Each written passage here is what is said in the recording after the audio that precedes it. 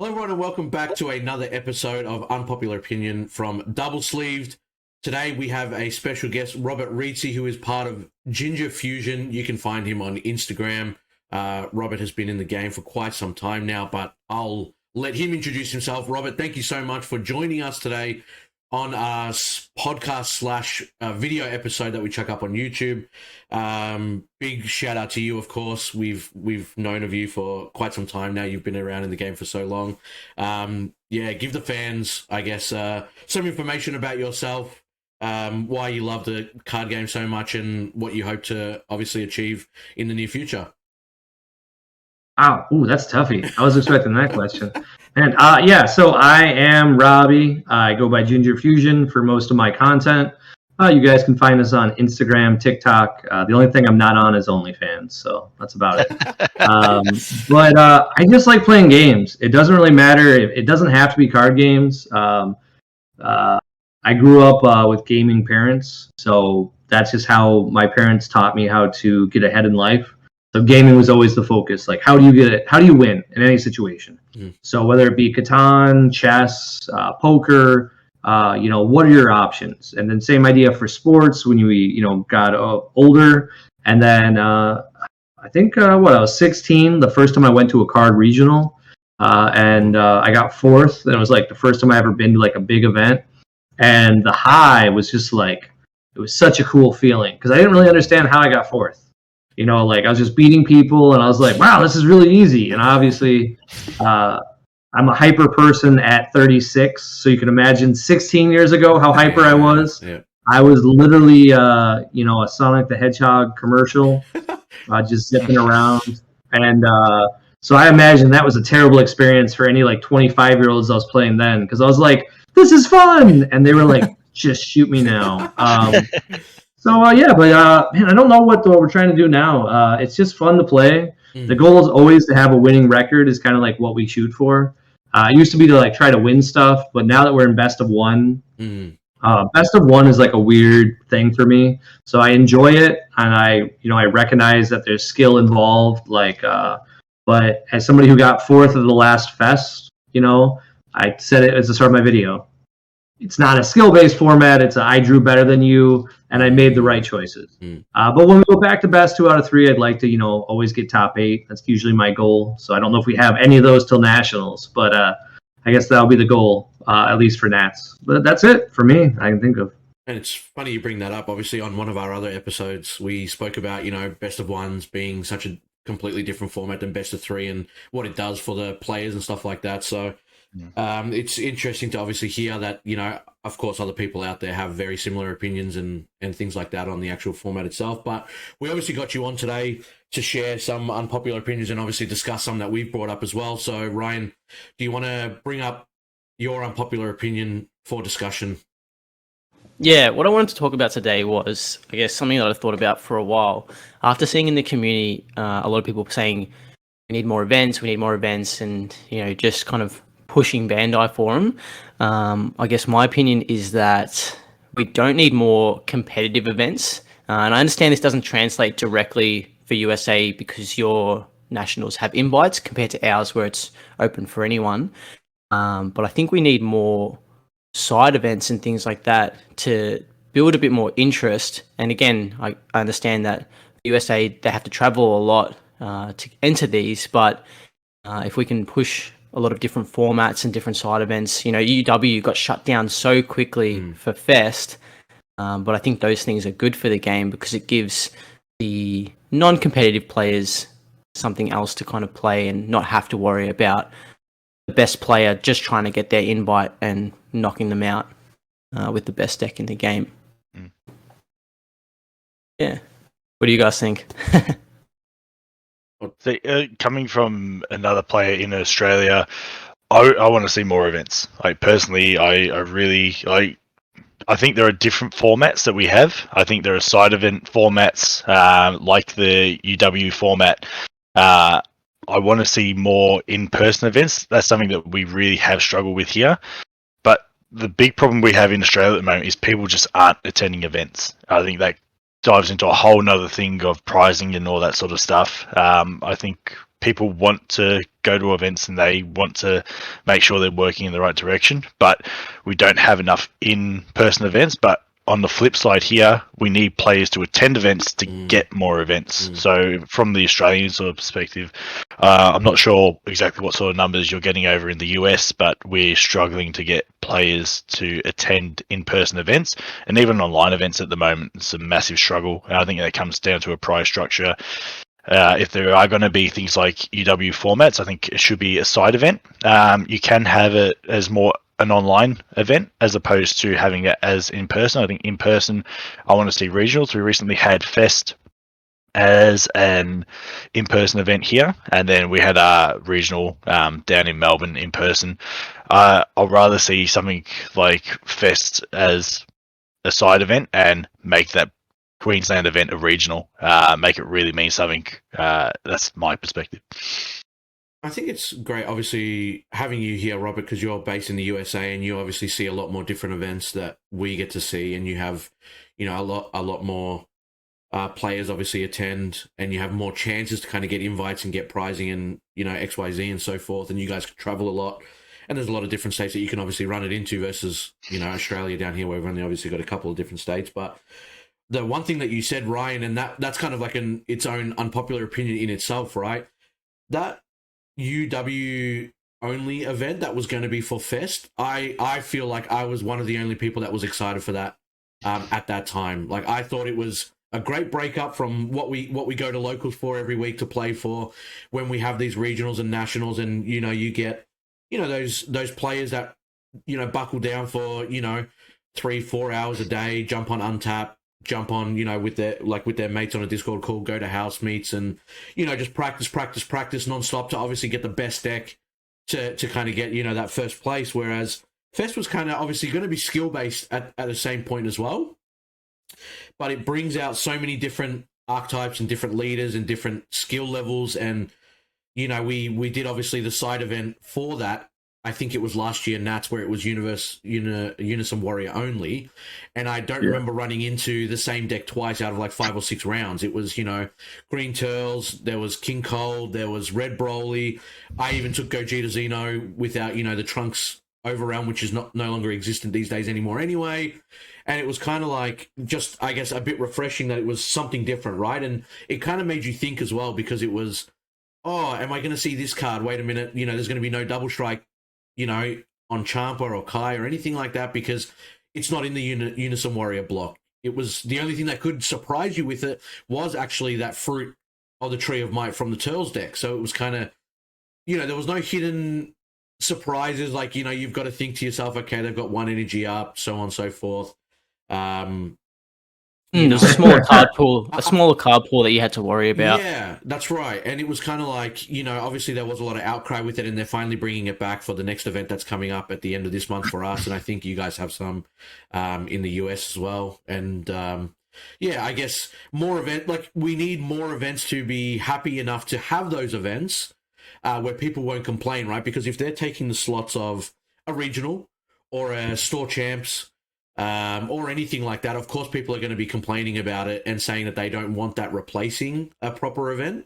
But when you have the likes of 1 event a month and it only is Unison Warrior only, then I definitely see the outcry and the outrage from the community trying to put that into not even a rotation, just trying to put that down, you know, for people to play at when we have nothing else to kind of play for, I guess, more so.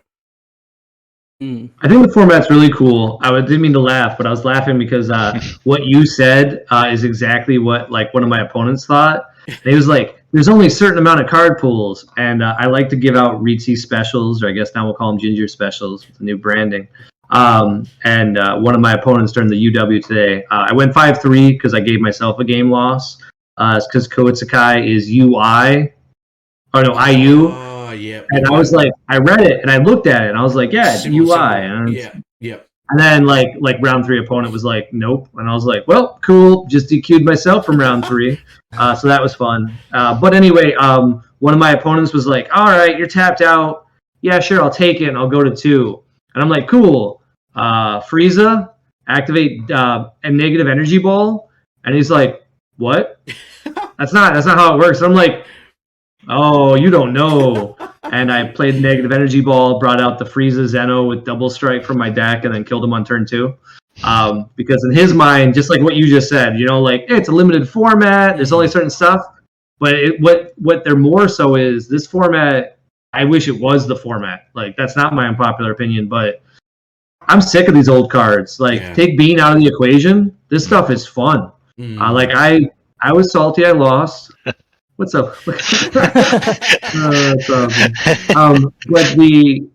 those of you who are listening on the podcast, little ones just came running in, just like the newscaster video. Wave hello. It's awesome. Mommy. Yeah, like it's honestly more fun. Like I said, the same thing. I think I got second or third at the UW side event because I missed out on top 16 with my last round. Yeah, and I had a blast. And the people I played against had a blast because they were very in the game. Yep. And it's very back and forth. Yep. Currently, when we play in the current format, I don't know about you guys, it's blowouts. Like, if you guys saw my top 16 at Fest, for that game, that's what it feels like more often, where, like, I finished that game in the mirror for U7, and it was 8 life me, 0 life him. Yeah. Like, and that was turn 5. Like, he did no damage to me, and I'm sure that doesn't feel good. Whereas in this format, you don't finish a game without it being pretty close, I've never seen anything different than like 3 life to 0 or something, So I think it's a mistake that we didn't do rotations. I'm hoping whatever Zankai brings in, because I would like to see more. Yeah, like, sure, call them side events, whatever. But I have to agree with you though that your unpopular opinion is probably right because it works. Like, it's clearly working. The game's not dead yet. I'm always surprised. I have a lot of product to sell, so I'm happy about it because my house looks like a small store of Dragon Ball merchandise. If anybody wants a Black Label Heroes Lineage, I got one. But no, it's wild because I think my unpopular opinion builds off yours, and it's definitely an unpopular opinion. Is I honestly don't think events matter for Dragon Ball, 100%. I think they are completely. And I think Bandai knows it, and they just haven't pushed out the thing to us. But 100% in their marketing plan, I don't think OP matters because OP did not. We didn't have any events for Realm of the Gods, and we all bought it going for that God Rare. We wanted to collect. Some of us wanted to make money. I'm not sure how you make money buying a $1,000 set, trying to make an extra 1,000. But hey, you guys did it. You tried. But. And then we didn't have any formats in April because I'm not sure why. And then here we are in May, and we all signed up. Like, there was a bunch of people for this cup event. There's another cup event next week. We all signed up again. And then probably there'll be, like, nothing again for a little bit. There'll be, like, a good 30 days of just, hey. And then the next set will be out. And they'll be like, buy this. And we'll show up. And then they'll be like, probably in July. I'm going to guess July because we have stuff in August in America. And I don't see anything on the July docket unless I just can't read. And so we're literally going to buy all that product in June. And then in July, they'll be like, hey, go to the beach. And we'll be like, okay. And then August will come around, and Zenkai, I think, comes out around then, or whatever they're calling it. Like, that's, I don't know if that's the name of the set too, or if that's just a mechanic. But that'll come out. They'll have like one event on the docket, and they'll be like, buy our Zenkai, and I'll buy like 10 cases because I'm an idiot. And then we probably won't do anything in that'll be September, and then October there'll probably be nothing, and then they'll be like Nationals November, and we'll be like, yay, and we'll show up, and then probably December through January there'll be no events, and we'll be like, that's fine, I didn't need events. And sure enough, February a new set will come out, and every one of us will buy it. Restart again, yeah. So it's like a cycle. Even next set, like, it's looking like definitely a weaker set, especially compared to like Realm. I'm still getting a case. Like, I want the product still. And so you're right. Like, I mean, I'm going to buy a Dragon Ball product regardless of if there's events. I think probably one of the reasons I want to see events more is I've missed out on a lot of events over the last few years because I've purely been judging. I haven't been able to play and compete to the same level. What I think I would like to see more in terms of events is in-store events. Like, support your local game store, encourage them to really hold and keep moving the product. Because I see a lot of local game stores, probably more so in the US than over here, where they don't hold the product anymore. People can't have their locals and they're missing out on that sort of stuff. I think more to encourage the local game stores, store champs, that sort of stuff. I'll love to see so much more of that.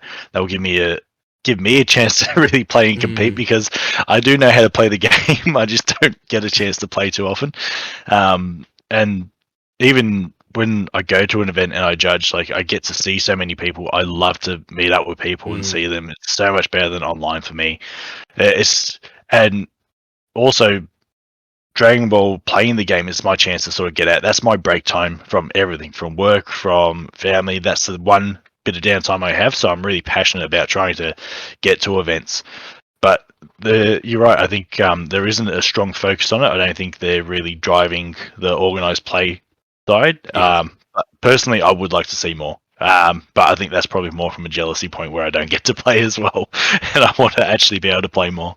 Well, when we spoke to... It's weird, too, because what you talked... Oh, sorry, not to interrupt you, but what you talked about, I think it creates this weird paradigm question, because, like, I run my own business for Dragon Ball Collectibles, and when they used to give out these really cool kits, like tournament kits and all this stuff, Dragon Ball consistently, I always call it the poorest card game. And I mean that in the nicest way possible, but the players are always the poorest and don't want to spend money on the game or support stores. Whereas in comparison, like your Yu-Gi-Oh!, your Pokemon, when you're in those competitive scenes, you'll drop thousands of dollars on a deck just to be able to compete. Yeah. Whereas with Dragon Ball, we used to get these tournament packs that were like, $10 in value, $15 in value. And players wouldn't show up because they're like, what's the point? I only get this, and then like they might throw in a pack.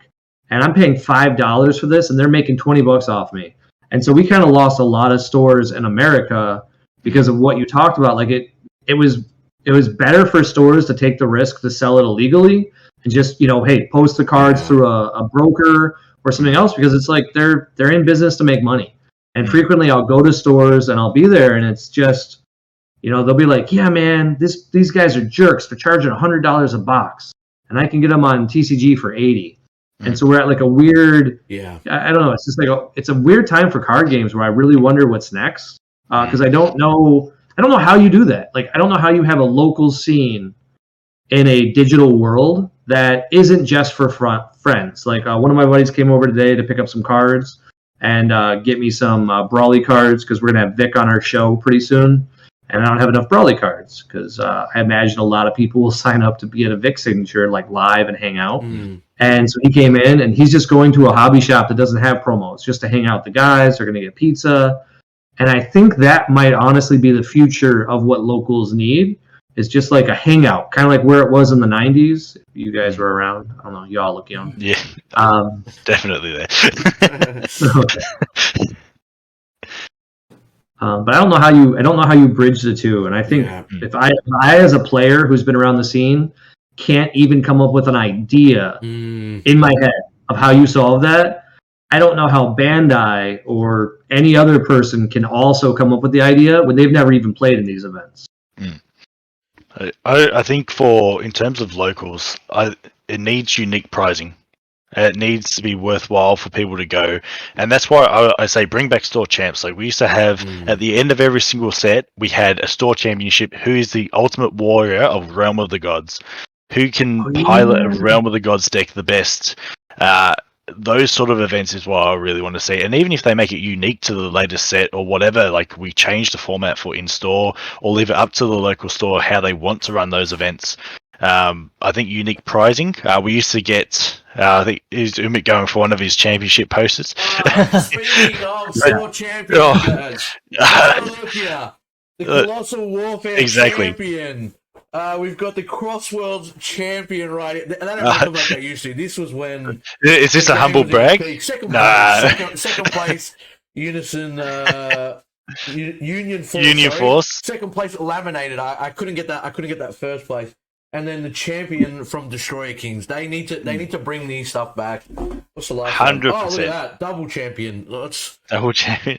See, that's... Oh, that's when the sets were, simple. The concept was great. You know, people actually rocked up to play these events, and this was like, these aren't worth much to, like, you know, different people and stuff like that, which is understandable. But it's like, we still had a reason to play. Hang on. Are we getting out posters? No, because I think you have the right idea. Like, this was the giant leaders. Like, I don't want to show off all of my collection, but I think I have like 12 of these up around my wall. That's grouse, yeah. And if they ever brought these back, I mean, these were, you know, I think you can see it on the screen. We got from the regionals, and then those were from the celebrations, you know, where everybody got a brawly. I think you got it just for showing up, or you had to get top 50. I'm not sure. It was pretty easy to get, you know. You're right. Like, those were awesome.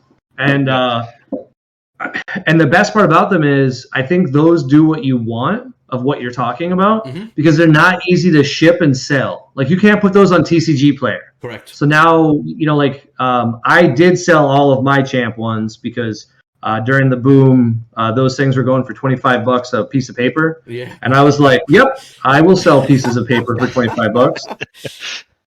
And so I sold them all, and I do not regret it. But yeah, no, I think you're right. Like, maybe that's my idea. Bandai just randomly subscribes to your channel.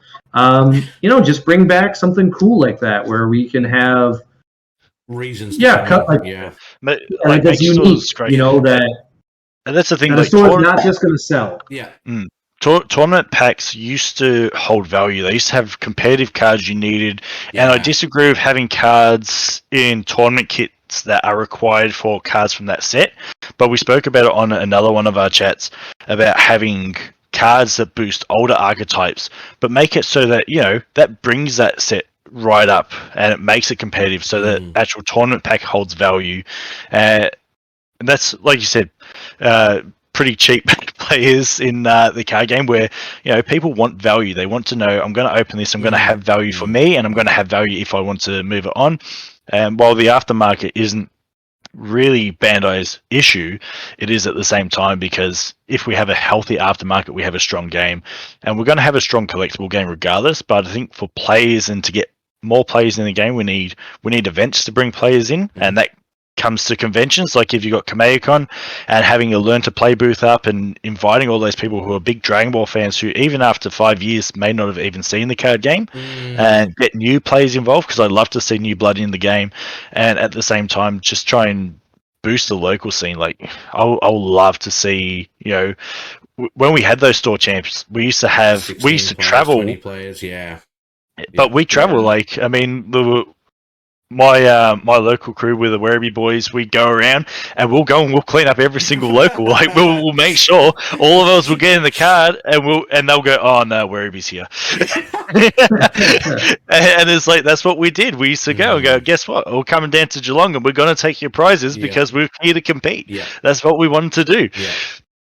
Yeah. You know, we had fun. I think that's part of the problem. Like, I think 2021 kind of showed this dystopia that we're in, without like really showing it, because there's a big problem with cards, because I think you talked about it already once, for like, it's your time to escape, you know, and like, that's a good reason to do cards. But then with yours, it's surprising, right? You want to win, you want that value, and we got big into Dragon Ball. My origins was, you know, I got out of Magic, and I was like, I'm never going to go back. I kept getting second at PTQs, and it just feels bad, because you're like, first place goes to Italy on a first plane ticket or whatever it is, and then second place gets a box, and you're like, cool. And then I go to the next event, and then I'd get second again, and they're like, hey, here's another box, and then here's a, you know, I got one of these over here from Star City, like a little plaque, and it's like, oh, cool. Can I trade that for a plane ticket to Italy? And like, in one season, it was like 6 PTQs where I got second, and it just wasn't worth it, you know. And I spent a lot of money to have the proper stuff. Yeah. But then Dragon Ball, I switched to it, and immediately when I switched to it, the TPs were too much money, right? Like, back then, Gohans were $100 for the foil. Yeah. They were crazy. And when we built our LLC, it was because of the drafts. I don't know if you guys remember when they did those back in like March of, was that 2019? But they did these really cool local events where they just gave you like 10 tournament packs for showing up. And so I made my wife come along, and she had no idea how to play. And we went to every single local in Tampa, and there was a lot of them. And we made like 5 or 6K, and that was the beginning of our company because we didn't know what the heck she was doing. And she'd make a few $100s because be like, hey, babe, just grab whatever the last card in the pack is, just grab it, and we'll figure it out later. And I feel like that was the beginning of the end a little bit, because it can't be about how much money you're going to make for a card game. And yet it's so tied to it because we're still like, I didn't go to Tennessee. There's a regional this weekend. And I thought about it, and my friends were going, and it would have been a great escape because my wife's up in California this weekend. Could have just hung out with my guy friends. Yeah. But then they were like, hey, there's an online cup. You get the same prizes. Wow. You can sleep in. You can stay where you're at. And I'm like, wow, I got to buy a hotel. Yeah. Yeah. Yeah. And then you're like, well, I'm not going to spend, what are the odds I make $200? Yeah. But I probably missed out on a really cool weekend to be with my friends. Yeah. And so I feel like we have to get back to that because like hobbies have to be for fun. So like, I know you guys don't have Whatnot yet, but like, that's what I sell on. And frequently people will be like, why is your stuff so cheap? And I'm like, dude, these are things I won, just have fun, collect it. And then sometimes like I got PSA 9 Awakened Powers. Yeah. Those are $1,700. I get offers all the time for a lot less. And I'm like, no, those are for the big boys. You got to have money for it. But if you just want a UI Goku, I got like 8. I'll put it up for $1 if you're really just collecting. Like if you're a fan of Charizard, we used to do that. You know what I mean? Like you don't have to have a first edition.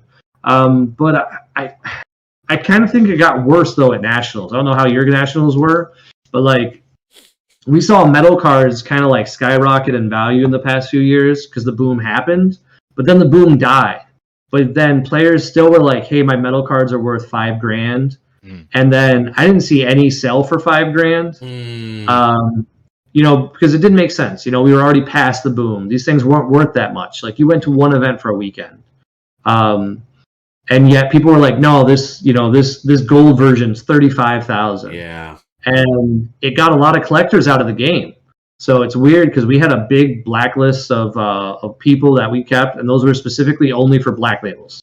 So to get on it, you had to have already bought a black label. And I think 9 out of the 10 quit the game after Nationals. Wow. Because the greed and the excitement for the prizes got so high that collectors couldn't even invest anymore. Now, they obviously got in too low to the ground when the game was starting out, and people were selling like a metal card for $400. We're going to talk about that. But that's probably where we need to branch between players and collectors. Like, there's not really too much happening. There's bits and pieces here and there, but when you look at it, like collectors don't understand the work that goes into earning those cards and the work you got to put in for a full day. But at the same time, players don't understand just because you did that doesn't mean you should get an automatic payday. And guess what? I don't have to work for 2 months because I just won one card. Like, you've literally done one day's work. I think the card should have value 100%. Is the card $30,000? No, I don't think it's $30,000. I think it probably costed them about $20 maximum to make. Like, really, when you think about it. So it's got to be that sort of balance, and I think part of it's player greed, and some of it's because collectors will pay money. Everyone knows a collector will pay good money for the right card, but there is a little bit of player greed there where they go, well, I know if you're not going to give me this much, I'll get the next collector to do that. But at the moment, we're not in that crazy boom. We don't have collectors bouncing off of each other. Like the market boomed because it was literally Pokemon collectors jumped from Pokemon into Dragon Ball, and they were all trying to buy out Tournament of Power, and that's when Tournament of Power just went bang all at once. Like when you've got that wave of collectors, your market is going to go up, but just like the stock market, it goes up, but it also goes down. It fluctuates. Yeah, you're absolutely right. Like, it's just weird. It's just a weird time. Like we do. It's hard because I don't have a clue what the right format is. You know what I mean? Like how to do stuff. Like what I've been grading as a collector who sells stuff is Mythic Booster, and Mythic Booster. I don't know how it is in Australia, but it's dirt cheap here. Yeah. People just sold me. I have boxes of it. I just bought out all the gift boxes because they're $8. Wow. So for $8, I get 4 packs, and I get a pack of sleeves. Yeah, it's a no-brainer. So and most people will pay me $5 for those sleeves. So it's like I get 4 packs for $3. That's a good deal. Like, the odds of making money is really high, but we don't see people doing that. Like that's a great, like, I wish we could have events where the stores, Bandai's made so much. I wish they'd do something like for that, because I know they did it, like if you buy a box, we have a promo for it or something. But kind of like we talk about for locals, like, hey, we're gonna send you these are gonna be Mythic Booster, I don't know, promo packs, something in them. You know what I mean? Like, and these are, or something that's just really cool from Bandai, because Mythic Booster cost a lot of stores money, so then they didn't have them. And then, so one of the reasons Realm of the Gods was so profitable for those of us who went big into it was stores were afraid to get their whole allocation, you know? So, and then now obviously most stores don't have Realm of the Gods, and they're like, hey, will you take your Mythic Booster? And people are like, well, now I don't want come anymore. Yeah, exactly right. And we are the same, exactly what you kind of mentioned. I know Peter was telling us on the last episode one of the last episodes that we made, you know, stores dove so hard into Mythic Booster that they're stuck with it now, and they've lost so much money that they're hesitant to even touch Dragon Ball again. And, you know, and it's the same as us. We go into locals and they say to us, what do you want? You want Vermilion Bloodlines reprint? You want Rise of the Unison Warrior reprint? Or you want Mythic Booster? And it's kind of like I'm not even joking here. If the stores give me other card games boosters, because I have everything that I need, I'm just like, look, I'll take my chances on that. I don't really mind anymore. Like, you know what I mean? The pricing for the tournament packs is definitely still there, but when it comes to the booster packs that they can't get rid of, this is the problem. And I think going back to what we were talking about with more events, if they had a Mythic Booster, I don't know, like store championship, which, you know, I guess doesn't necessarily need to be, you can only use Mythic Booster cards or whatever it was, or, you know, maybe, you know, just still have an event that ties around the Mythic Booster. So the prizing was the Mythic Booster stuff, but then you also get, you know, like the certificate, or you get, you know, exclusive sleeves, or like, you know, something that... a playmat or something. Yeah, right? And it's kind of like, as long as it's, I guess, a reason to come in for any set release, even if it's not related to it, or like, again, like you said, if we made a Mythic Booster playmat, like, you know, the box art, which they've done with the top 8 regionals now, with, you know, the UI Goku and Jiren from the extra card SPR, you can do something like that, and I guarantee people will come in and you'll be able to get rid of that stock without having to worry about holding onto it for months on end. And it would solve so many problems. We won't have to worry about, oh, there's no regional till next month, because I know we've obviously just had ours last week, I think it was.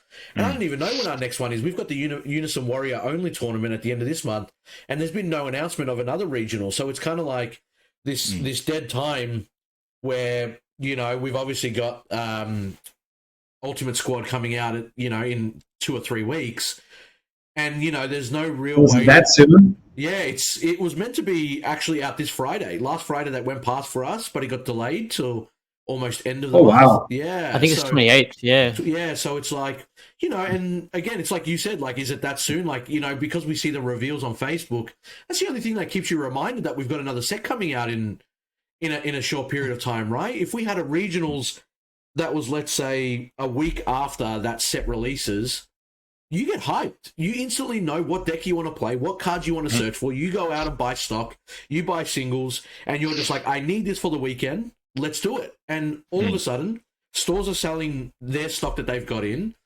People are making money, or people are buying and selling whatever they need to do. And, you know, we're chasing out and we're getting back into the groove and the game of like, all right, I'm playing this. Let's test it. Let's do it. Let's go to more locals. It all comes full circle at the end of the day.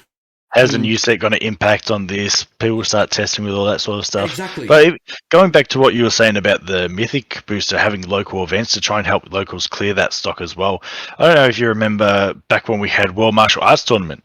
We had the same issue. Yes. Like, you know, there was so much with the actual distributors. They could not move the stock. No one wanted that set. And what did they do? They ran events centered around that product. They ran power boosters. And, you know what? Our locals, the store owner said, not doing it. I don't want to do it. And I said to him, I will literally front the entire amount of money that you need to buy the stock to get these events happening. And he ended up agreeing to it anyway. We did it, and we had an amazing time. Yes. We loved that format. It was different, and I remember destroying because I pulled some good cards. It was actually so good. But we actually ran a league, so it went for multiple weeks. You went every single week. You had more cards you could put into your deck. That's right. And it was amazing. Like, I really loved doing that format. You could do something very similar. Yeah, power up pack, and there would be 3 cards in there. There was 20 promos in total. So if you wanted a play set of everything, that's 80 cards you needed to go to get those and some of them were obviously better than others, like understandable, but that brought that set back from the dead. And that got people through the door, and like you said, you made a deck every week. You'd build onto that, right? Like, you'd get a new pack, you'd get more World Martial Arts cards, you'd get new promos. It's like, that's what I needed. Now my deck is a little bit better than it was last week, and it was refreshing in the same time. Obviously, Robert, you mentioned that as well when we're doing this Unison Warrior only series, right? There was obviously a certain amount of leaders that came out of World Martial Arts Tournament, but it was always different because it was always like, I'm going to specifically only use these. There's no real bean. There's no, like coercion or dimension magic and, after image. And it was all like based on whatever you could get your hands on. This is what it's going to be. And you're playing other decks that are very similar. And there's none of this, I'm on 7 life, you're on 0 because my deck is so much better than yours. And I decided to play the top tier meta, and you decided to play something that was fun. It eliminates so many problems, and it eliminates stores holding onto this stock and having a bad taste in their mouth going forward. That I think, coming together. I know, Robert, you said before, like, you don't know how to fix, the issues that we've got going on. But I mean, the things that we've brainstormed and we've spoken about today seem to have will have a lot of impact on like helping not only stores but players as well getting back into it and enjoying time with Dragon Ball again. No, I think you're right. I think as long as you're like, I always tell people my default setting is always negative, and then I have to like be positive, and like other people's energy gets me there. Because when you guys were talking about it, and I remember that period of time, basically, the reason why they had so much of that product was Bandai effectively with the distributors, like there's too much greed, right? Yeah. And so then Bandai had to basically bail out the distributors to get rid of this product to keep the game going because there wasn't enough cards in the beginning and the boom was starting to happen. So then we do this bailout and the bailout happens and then the game survives. And then what happens immediately after? Well, then set 6 comes out, and set 6 is kind of the end of like when Dragon Ball was only printed to a certain amount, and kind of like the end of all that cool stuff you talked about, right? We used to do the promos, the championships, all those things. They all died in set 6, and in set 6, that's when Bandai like turned up the heat, and they were like, okay, we're going to print a crap ton of this product. Yeah, and then you see that the stores just order more and more of the product, but they didn't honor the prices, and that's where we have a hard time in America because. One of my favorite COVID stories was a friend, and I won't name them, but they went to a local store and they were asking about prices of old sets, and they were doing what everyone does on TCG, basically just scalping, and that's kind of like the new thing in our country, where local stores are like, oh, you want Realm of the Gods? It's $150 a box now, but if Mythic's going for $40, they still want $100. Like they won't, wow. They only honor the price. They want higher. Yeah, of course. If it's higher. Yeah, that's the way to phrase it. And so it makes it very hard to build those relationships because they already got bailed out once. And it feels like if we bail them out again, they're just going to do it again and again. And it's like, well, I didn't profit off this. And it's like, well, why did you order 50 cases of Mythic Booster? Like, did you have that many people? Like, nope. And so it's very hard for me as somebody who does everything now with collecting and content, because like a part of me is like, yeah, that'd be really great if Bandai helps and fixes the issue. But then I'm kind of like, it'd be kind of nice if we just had a few sets in a while where there wasn't enough, like you have to like pre-order the set or something like that. It would be just good for the game to like bring back a little bit of that rarity, and then but don't make it forever. Like if you know that a card's going to be popular, what you already talked about, promos. So they did Brawly. Brawly was very powerful in the very first set of Vermilion, and then how many sets did it take before they reprinted it as a and it was like free. They were like, here's a reprint of this, so you guys can now get it. So you kind of missed out to play the deck at its prime, but eventually you could play it for cheap if you wanted to get into it. I'd rather have that. So like have a barrier, 100%. And then like as time goes on, that barrier gets knocked down because that's how real life works anyway. Well, there used to be that delay when they did things like you said, that Broly promo. It took a while before it came out, and it was flooded in the market. And then you look at Fest that's just happened, and there's cards that haven't even been released with Fest stamps. There's cards from the current set with Fest stamps, and some of those needed they're good cards to reprint. But then there's other cards where it's like, well, why was slot taken up by something that hasn't even released? So why would I get it in that packet when I can literally get it from this event here? And like Kaioken, we did that for Kaioken, where he had just came out, and they were like, "Hey, here's an SPR, here's an SR, and by the way, 1 month after you released, here's a event pack special." And it's like, why? Yeah. Why did you do this?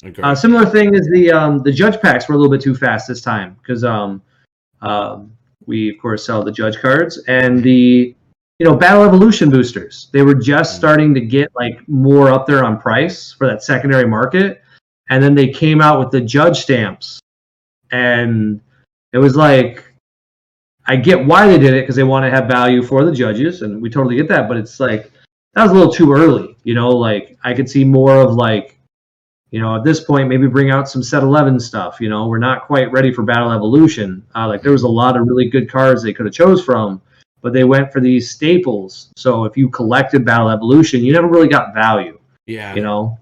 And Battle Evolution was another one where it was kind of like a miss. And they've done a lot of these products where when you start looking at the track record, it's kind of scary. Like I can see why stores don't want to build a local. Yeah. Because I know we got offered at cost to buy the Zenkai stuff, and I only went for 2 cases for the anniversary box because I'm like, will those actually sell? Yeah. Because that'll be where we find out if we have a game, right? Like that's always the thing because One Piece is coming out, and we definitely saw a dip in player base over here when Digimon came out. Yeah. Same.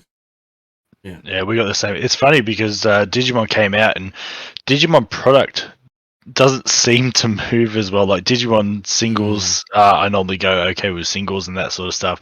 But in terms of sealed product, people don't seem as interested. They sort of want to have a cheaper game for probably even cheaper than Dragon Ball in some ways. The only value is really in some of those alt arts, which is similar. But I find like I don't really move as much Digimon compared to Dragon Ball in terms of sealed, but when it comes to singles, I'll sell more singles in Digimon than I would in Dragon Ball. We got lucky for Digimon's release, and we had bought 5 cases when it came out, and we couldn't sell them because back then they were sold out, and the cases were I think around 1,400. So it was an easy like, hey, does anybody want these? I'll sell them to you at 1,000. Like, hey, I made $300. I'm super happy. Yeah. Like I wasn't it, and no one would buy them. They were like, no, you're gouging, and I was like, I'm not gouging. Like that's what they're at now. Like just hey, but like, what price do you want to pay? They're like, I'll give you 800. And then I was like, okay, fine, I'll just crack them. And just like you said, I cracked them, and I think each case was like $2,000 in cards, and people were lining up to buy them. And I was just like, but you guys wouldn't. Yeah. When it was sealed, but now that it's like individual, and that's the difference, right?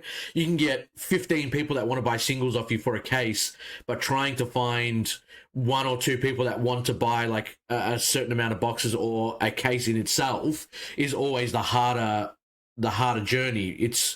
I've seen that a lot with Digimon. I've seen a lot with Dragon Ball as well. It's sometimes it is a lot easier to just sell the singles because there's so many more people that are looking for individual cards than they are for the actual sealed product itself. But yeah, well, I think that's probably enough time that we've kind of spent on this one. Where we're just trickling over about quarter left in an hour on that one. But before we do before we do sign off here, Robert, Gary, Ryan, is there anything else you want to bring up in terms of the discussion, or you're happy with everything that we've kind of spoken about and that we've brought to light today? I'm pretty happy with where I think we've touched on a lot and probably went down the rabbit hole a few times on a few other things. Started rambling on a bit about stuff that wasn't even in the original discussion, but look, it is what it is, and it's always good to have, you know, those fresh takes and those perspectives from different people, of course. And Robert, again, thank you so much for joining us today, and it was obviously a pleasure to meet you. And it's great, obviously, to always have, you know, another country's input on the game itself, because we obviously only get to see what you guys do from online and, you know, outcry in the community and stuff like that. So to hear someone speak about it and that actually does play in these events and gets to see it in, you know, firsthand is always an eye-opener for people down here and in other places of the world that are watching as well. So again, thank you so much for joining us today. It was an absolute pleasure. Hopefully you enjoyed jumping on and giving your 2 cents. And obviously, before we sign off, give us your outro, Robert. Tell everyone where they can find you again. Anything that you want to kind of put out there, if you want to shout anyone out, and we'll get it going. Yeah, just find, if you ever Google Ginger Fusion LLC, we're everywhere. Instagram, eBay. We're even starting to do a little bit of YouTube, but people like you do better in YouTube, so I just don't want to mess. Like, I don't want to put out bad content, because like my content's like, here's a deck list, play these cards. I've already optimized it for you. Please don't message me. Believe me. But yeah, it's been good. I think the big takeaway, the more I think about it, is just enjoy playing Dragon Ball as long as we have it. Like, as dumb as it sounds, like I know One Piece comes out in the fall, and we'll see where that one settles, if that game's just as fun, because it just looks like a copycat of our game so far with the rules. But you know, we got a whole year of having fun, and now that COVID's, I wouldn't say resolved, but COVID is what it is. We're back to whatever this life is, so we might as well enjoy the events and see where it lands. So hopefully I'll see you guys with some cards. If they let me play in your guys' events, I will fly out to Nationals for you guys, so I'll be there. If I can't, well, then I won't fly. Understandable. Hope to have you here. Yeah, would be good. Would be good to meet in person. But yeah, well, that's it for today, guys. Thank you so much for tuning in. If you do enjoy the content, make sure you do like the video to let us know to keep creating these types of videos. Give the channel a sub, so that way you can get notified of all new content. And give us a comment down below if there's anything that you want to see us talking on any of the future episodes as well. But again, thank you so much for your time, everyone. Take care of yourself, and hopefully see you in the next one. Take care.